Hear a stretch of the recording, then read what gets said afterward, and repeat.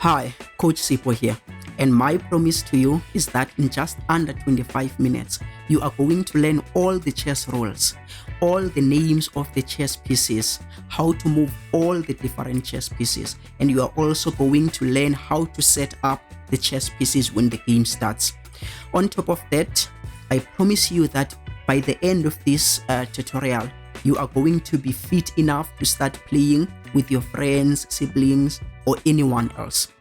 Lastly, towards the end of this tutorial, I am also going to share with you 2 free online playing sites where you can sign up for free and play with other players around the world for free and start applying your newly acquired chess knowledge. So without wasting any more time, let's start.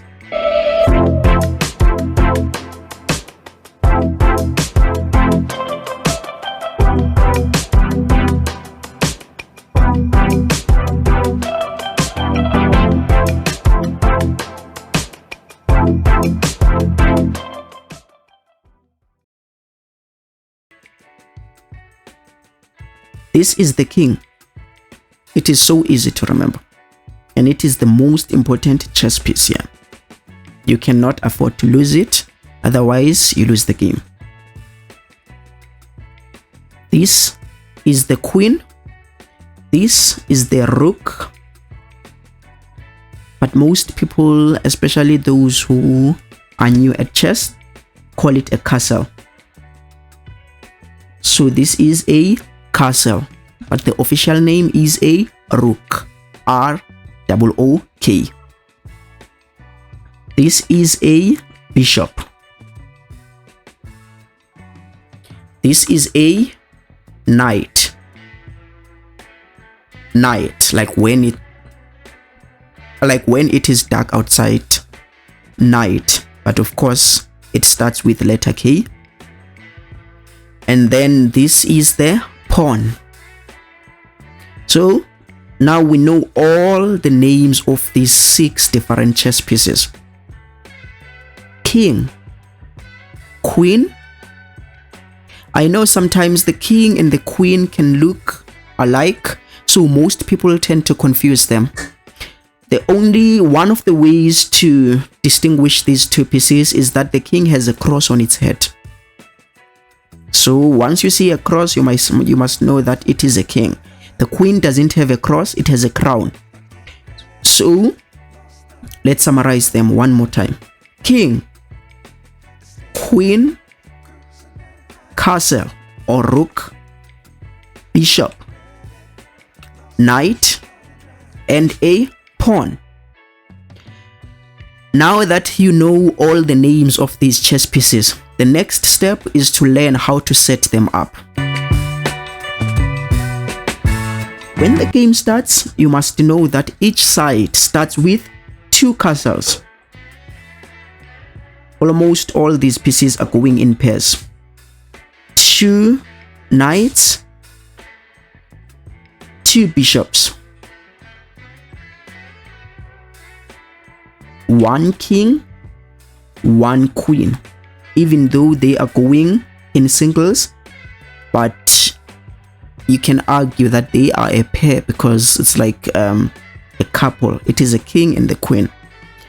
And then pawns are not going in 2s, but they are going in 8. Each side starts with 8 pawns. 4, 5, 6, 7, and 8. So when the game starts, each side starts with these pieces. So that is why most people think there are so many pieces. But if you pay attention, you will realize that there are only 6 pieces. 1, 2, 3, 4, 5, and 6. It is just that they are duplicating each other. Now let's learn how to set them up. It is so easy to set them up. You simply have to know which piece you start with. You start with the rooks, you follow with knights, then bishops. Of course, like after having placed them for many times, you can start with with any piece you want to start with. But as for people who are learning how to set up these pieces for the first time, I always recommend that they always start with castles or rooks, follow with knights, follow with bishops. So you pick both of these rooks, you take one, put it at the corner, and then you take the other rook, put it at the other far end. Same thing with the knights, you put one on the left, you put the other knight on the right. Same thing with the bishops, you put one on the left, and then you put one on the right. Now you are left with the king and the queen, focusing on the bigger pieces only.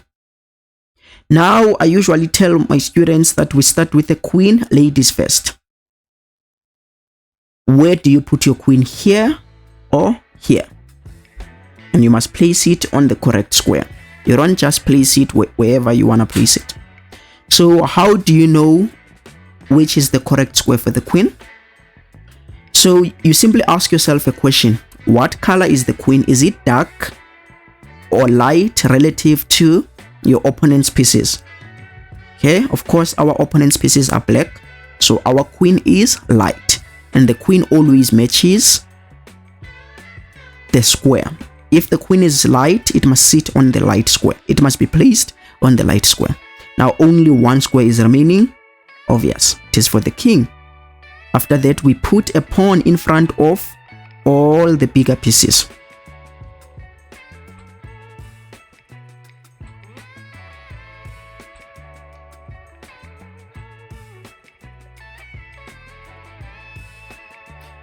Okay, congratulations guys. Now you know all the names of the chess pieces. You know how to set up the chess pieces. The third step is to learn how to move them now. A rook can go up, down, left, right, or just sideways. So a rook moves like a cross, or it moves like an addition sign in math. So when I teach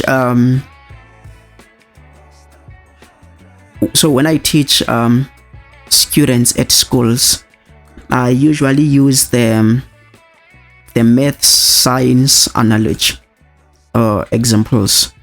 Of course they do math, so it's easy for them to remember a plus sign, an addition sign. So a rook moves like a plus sign, an addition sign. It can go up, down, left, and to the right, but you can only choose one direction per move.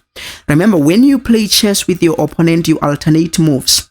That means you make a move, then you wait for your opponent to also make their move, then you make a move and you do all of that. You change turns.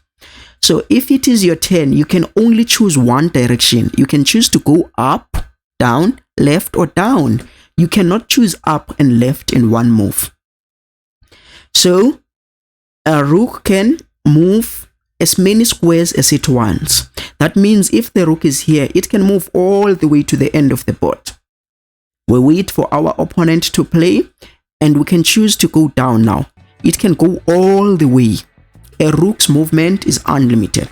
It can move as many squares as it wants. So now we know how to move a rook. However, a rook cannot jump pieces. Let's say there is a piece here. Remember, at first I told you that a rook can move all the way to the end of the board. But if there is something on its way, then it can only move up until there.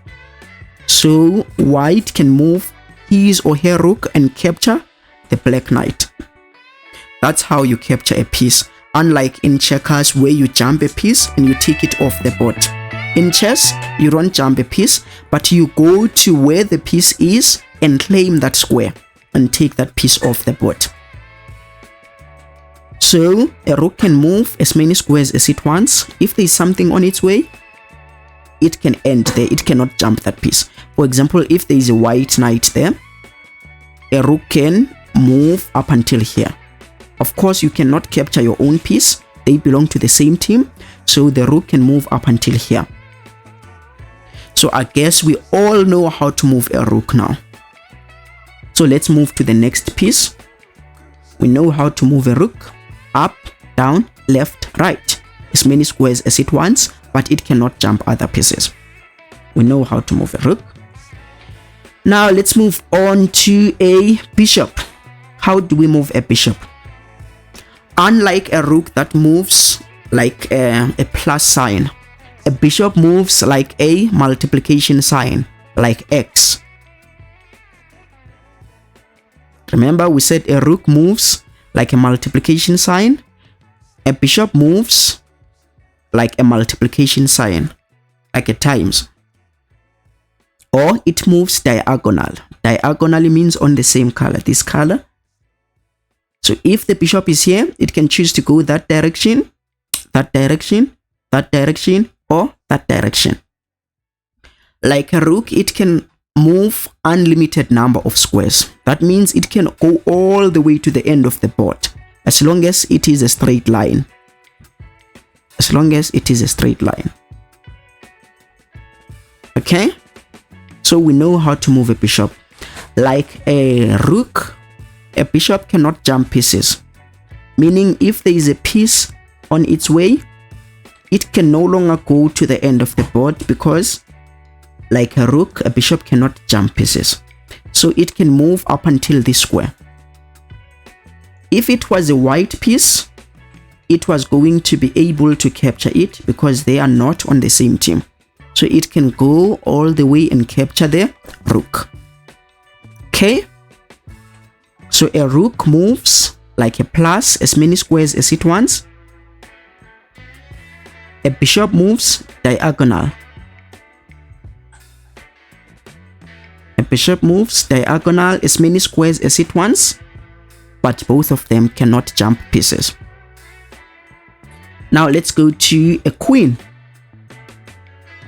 If you know how to move the rook and you know how to move the bishop, then congratulations, you also know how to move the queen, because the queen is the combination of a rook and a bishop in one piece.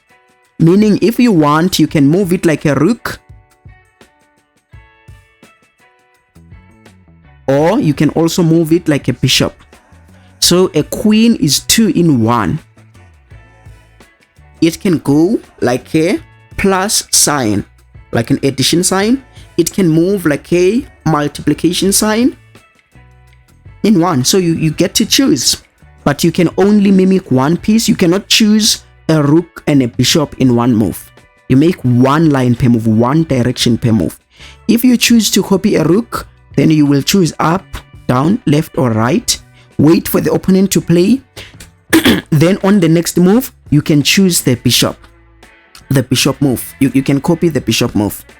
So like these two pieces, a queen cannot jump other pieces, and it can also move as many squares as it wants, as long as there is nothing blocking its way. So congratulations guys, you know how to move these 3 pieces now. So let's go to the 4th one. We know how to move a bishop. It moves diagonal. We know how to move the rook. It moves like a cross. We know how to move the queen. It moves like any of these 2. Now let's go to the king. If you know how to move the king, congratulations, you know how to move the queen. If you know how to move the queen, congratulations, you know how to move the king. A king moves exactly, almost exactly like a queen. It can go up, down, left, right, diagonal. Remember we said the queen moves like this. The only difference between the king and the queen is that the king can only move 1 square at a time. The king's movement is limited. Remember I told you that the rook, the bishop, and the queen can move as many squares as they want, as long as there is nothing blocking their way. Well, the king can move to any direction like a queen, but it can only move 1 square at a time. It cannot move many squares. Here, let me give you a quick example. If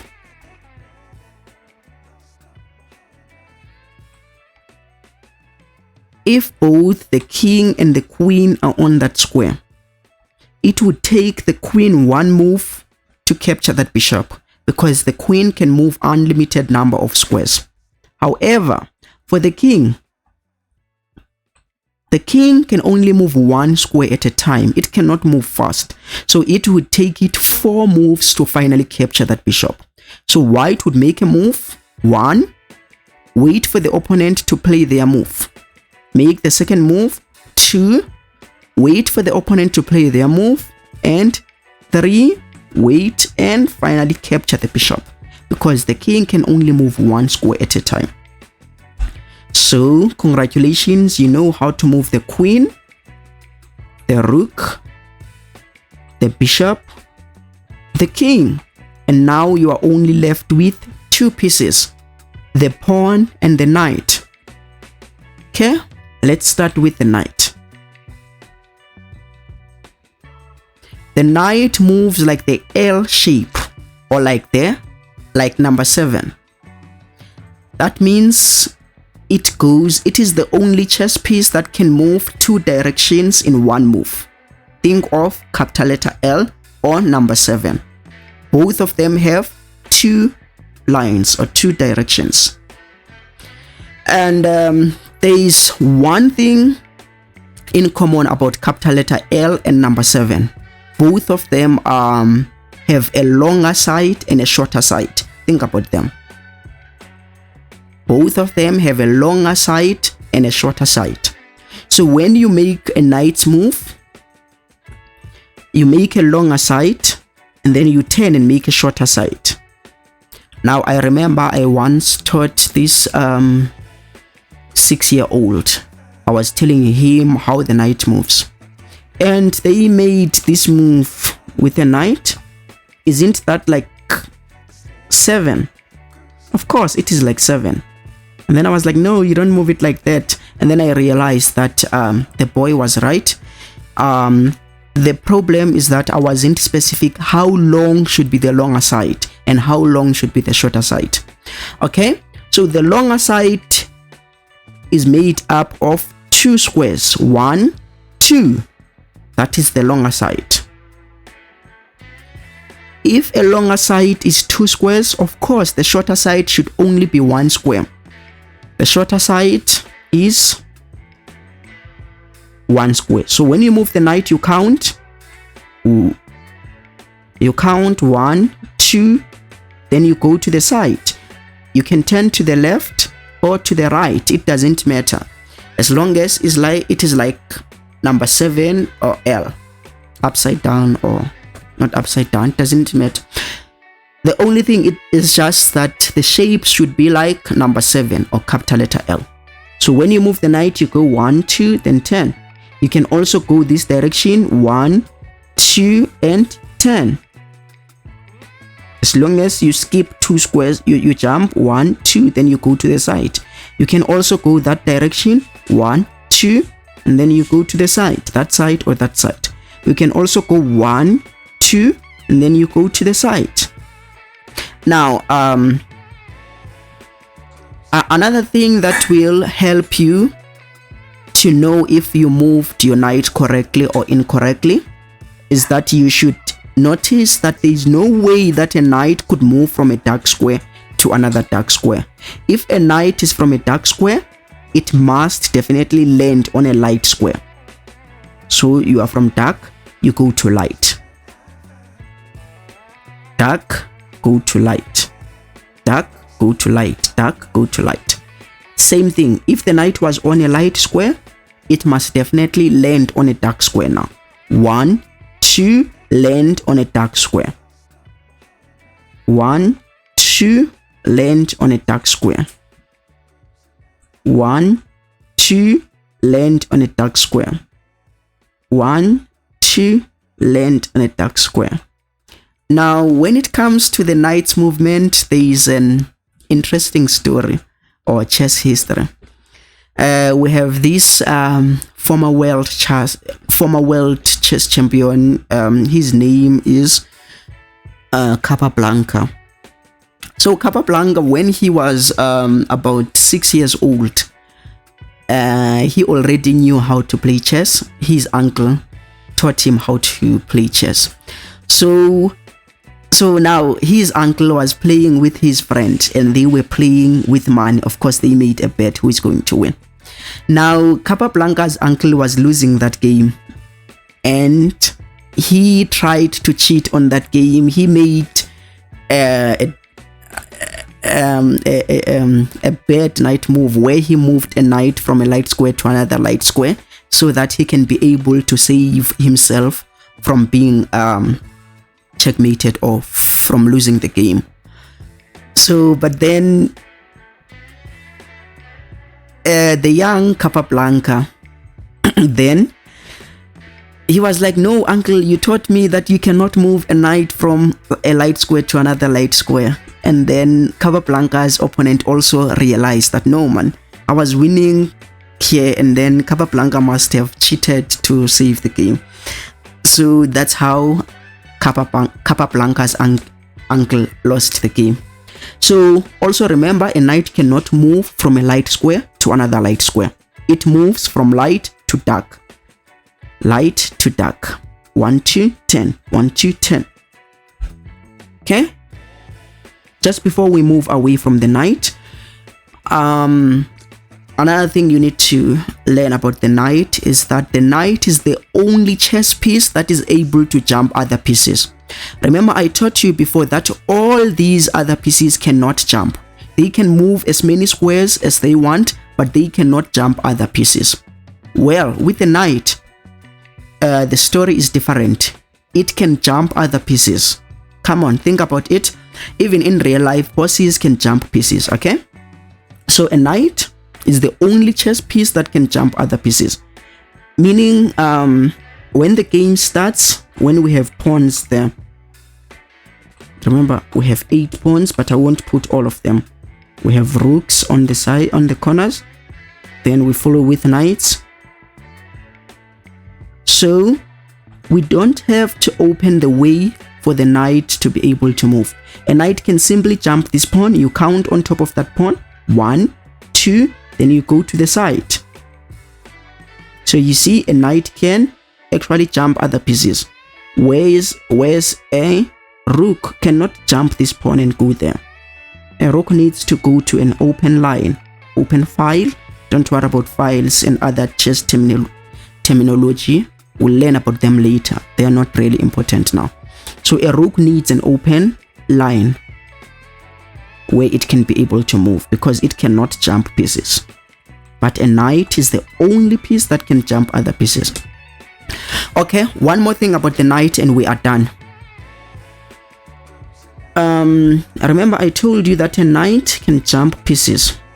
Now, the biggest mistake that most players tend to do is that when they jump these pieces, when they move 1, 2, and 10, they take all these 3 pawns.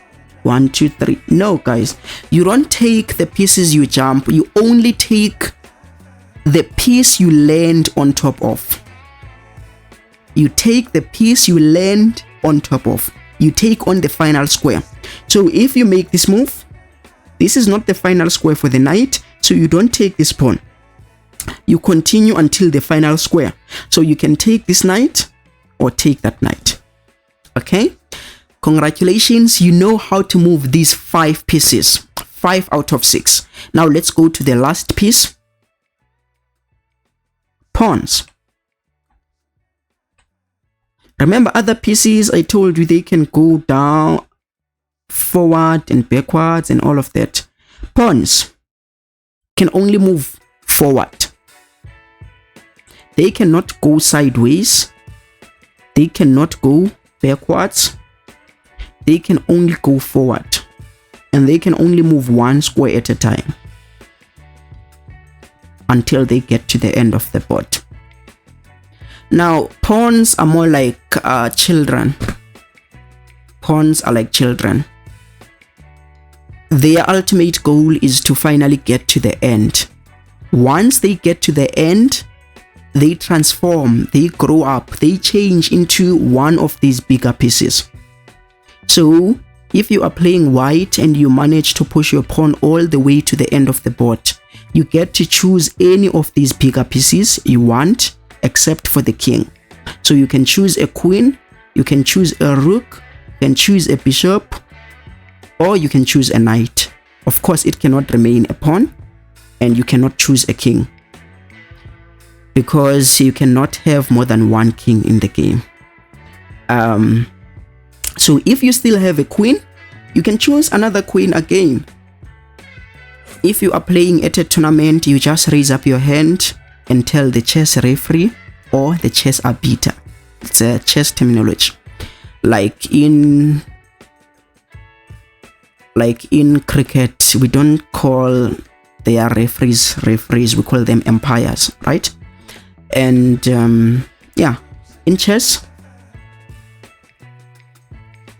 we don't call chess referees, we call them arbiters. So you push your pawn. Once your pawn get to the end of the board, let's say you still have your queen is not captured, so you want another queen, you simply raise up your hand. The chess referee, chess arbiter will come and ask you, why is your hand up? You will tell him or her that you crowned your pawn, so you want a queen. Could they please bring you an extra queen? And they will bring you an extra queen. And now you will change your pawn from being a pawn and you will replace it with a queen. Wait for your opponent to play, and from there your new queen will move like a queen now, all directions. Right? Exactly like a queen, because it is no longer a pawn, it is a queen. Okay, let's repeat.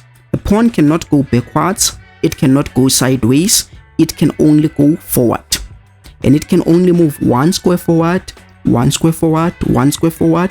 When it gets to the end, it transforms to any bigger piece it wants to be, except the king.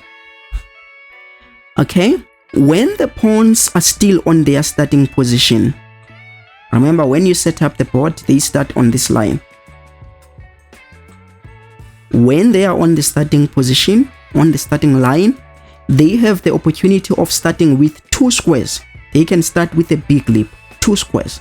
I know I told you that they can only move 1 square, but they have an opportunity, a bonus, whatever, of moving 2 squares only when they start. However, they are not forced to move 2 squares. You can still move it 1 square if you want. But once you move it, you choose to move it 1 square, just know that this particular pawn can no longer move 2 squares. But all these other pawns are still on the starting line, so they still have an opportunity of starting with 2 squares. But this one is no longer on the starting line, so it can only move 1 square, 1 square. Now, one more thing about a pawn. Even though a pawn moves forward like this, a pawn is the only chess piece that captures differently from the way it moves. All other pieces that you've learned about so far, they capture the way they move. If there is something on their way, they eliminate that thing. But a pawn, even though it goes forward, it cannot capture something in front of it. It captures in a different way. A pawn captures diagonal. It captures like a bishop. But unlike a bishop, it cannot capture something that is far. That means it cannot move here and capture that thing. It can only capture something that is close to it. So, if the pawn is here, and let's say they are still on their starting line, of course it can move 2. Now these 2 pawns can no longer advance because they are blocking each other. Remember, I told you they cannot capture. They don't capture as they move, so they won't be able to capture the pawn. And of course they can't advance because they only move 1 square forward. Someone might be asking, why can't they go diagonally and continue moving? Well, pawns can't go diagonal unless they are capturing something. If there is something to be captured, let's say black has one of his or her pieces here. Since there is something to be captured, then a pawn is allowed to go diagonal.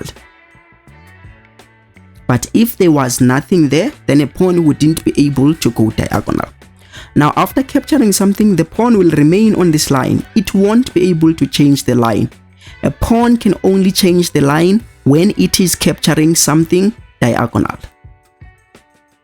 If there is nothing to be captured on a diagonal, then it can only move one square forward until it gets to the end of the board, where you will be able to change any piece you want except the king. Wow, that was a long tutorial. Okay guys, congratulations. Now you know how to, the names of all the pieces. You know how to set up all the chess pieces when the game starts. You know how to move all the chess pieces. And you can start playing now. I also promised you that I will tell you about the playing sites where you will be able to immediately apply your newly acquired knowledge. So you can go to lichess.com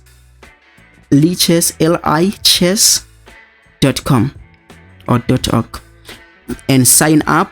You sign up for free and start playing with other chess players online around the world. Or you can go to chess.com. So both of these playing sites are, you play for free, chess.com or Lichess. If you feel like you learned a lot from this lesson and you understood my explanation, so please show your appreciation by smashing that subscribe button and click thumbs up so that other players or people like you can also learn what you've just learned. Thank you.